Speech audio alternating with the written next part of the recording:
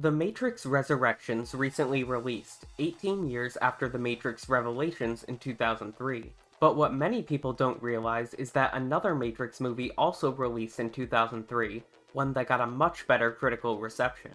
That movie is The Animatrix, an anthology of 8 short animated films featuring the talents of visionary directors such as Shinichiro Watanabe, the director of shows like Cowboy Bebop and Samurai Champloo. It covers a wide variety of topics in the Matrix universe, from a runner unknowingly tapping into superpowers to humans trying to convince robots to fight for them. But how does the Animatrix hold up nearly 2 decades later? Is it worth watching, or is it lacking like the third mainline Matrix film?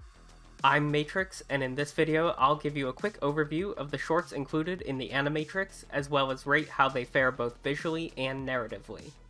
The first short film in the Animatrix is Final Flight of the Osiris, which was animated by Square Pictures, the studio behind the movie Final Fantasy: The Spirits Within. The 3D animation here is honestly a bit rough. It would have looked great for the time, but doesn't hold up very well compared to today's video game cutscenes. It's certainly not unwatchable like some modern anime like X-Arm, but visually it's my least favorite out of the short films. It also starts off with a sword fight within the Matrix where 2 people are cutting each other's clothes off. It's certainly very anime, but it takes up quite a bit of time and makes the rest of the short kind of rushed. It details a ship finding out about the machine attack on the human base between the first and second Matrix movies. This film was made as a teaser to generate hype before the second movie. It's not bad, but it's nothing special either. The second and third short films are titled The Second Renaissance Parts 1 and 2, and they were directed by Mahiro Maeda, who worked on several Studio Ghibli films and designed things for Evangelion and Escaflowne. They go back and tell the history of how the war between humans and machines happened, leading up to the creation of the Matrix. This has a very dark, gritty animation style, mixing broad narrated segments with newscasts and brief vignettes of individual people and machines. There's also a lot of biblical imagery, starting with language mirroring the Genesis creation story and including the Horsemen of Revelation when the war starts. The thing I really liked about this one is that it's sympathetic to both machines and humans.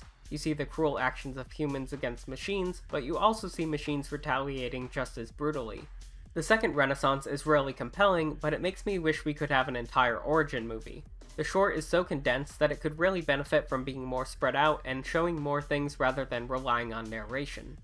Next up is Kid's Story, which is directed by Shinichiro Watanabe. The artistic style is incredibly unique, having an almost watercolor-like quality to it while the main character is in the Matrix, but a sharper look once he's joined the real world. This is the only one of the Animatrix shorts where Neo actually makes an appearance, but the focus is on a high school boy, nicknamed Kid, who starts figuring things out on his own. There's a really cool chase scene where Kid skateboards away from agents who are trying to catch him.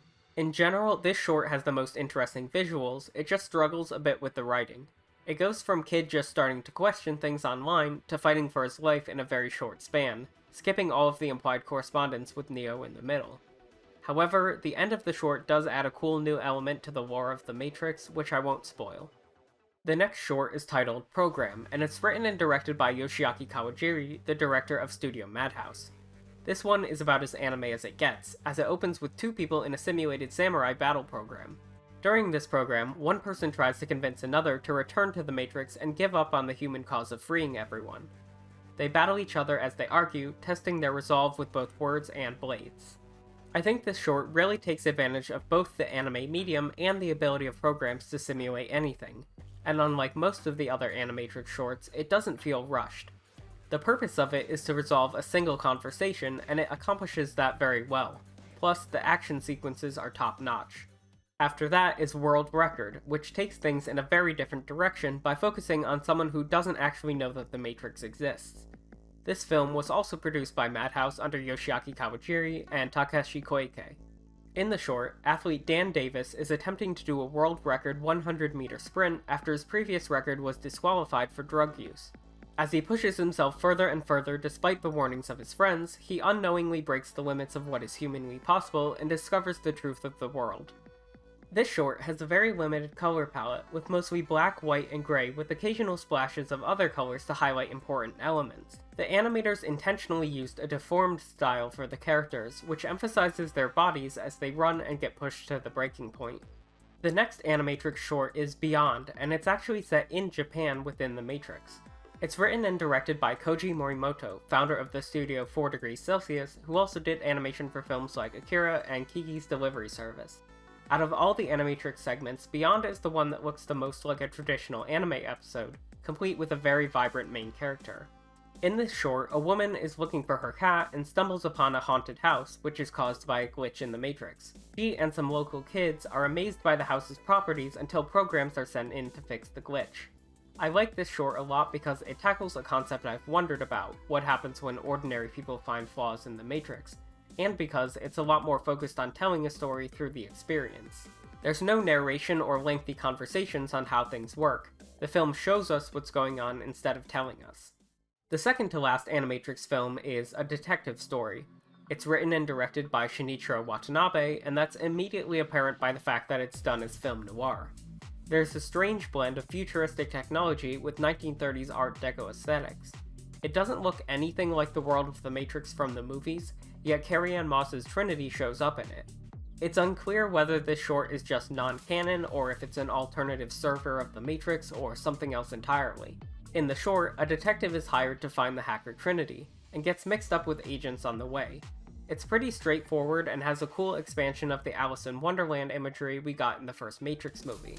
It gets a bit rushed at the end where the detective sides with Trinity with no questions asked, but it's still a very compelling watch. The last Animatrix short is called Matriculated. It's written and directed by Peter Chung, the creator of the series Aeon Flux.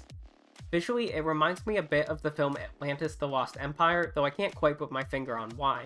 This short has the most trippy visuals out of any of them, and that's because of the strange plot that turns the normal way the Matrix works on its head. Matriculated follows a crew of humans who hunt down machines and then make those machines fight for them. They do this by capturing them and then plugging them into their own simulation.